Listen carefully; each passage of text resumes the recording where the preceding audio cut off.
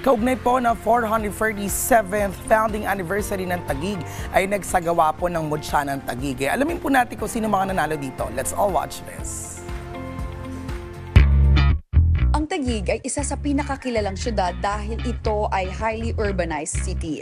Dito matatagpuan ang malalaking business districts at ang magagandang pasyalan na kilala, lalo na dito sa National Capital Region. Ngunit, hindi lang magagandang pasyalan ang makikita dito, bagkus mga nagagandahang binibini din na may advokasya.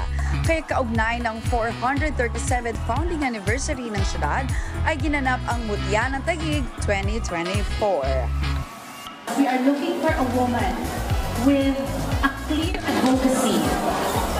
Someone who is a representation of a woman of character and values. 37 kandidata ang naglaban-laban para sa corona.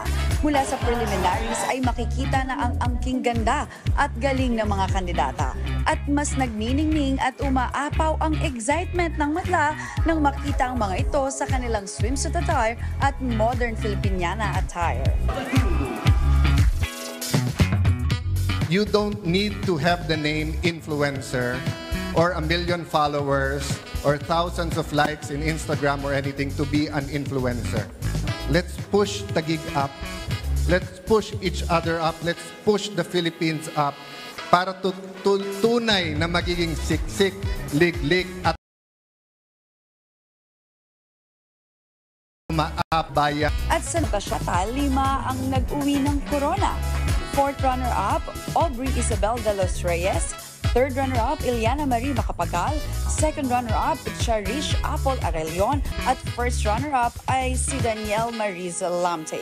At ang nag-uwi ng titulo bilang Mutya ng Taguig ay si Alessandra Lian Plantado ng Central Signal. Tunay na ang paglago ay nagsisimula sa kasanayan at pagbibigay pansin sa grassroots level. Kaya ang mga tulad ng mga binibining nagtataguyod ng advokasya at nais magbigay inspirasyon sa kani-kanilang lugar ay isa lamang sa pamamaraan tungo sa kaunlaran.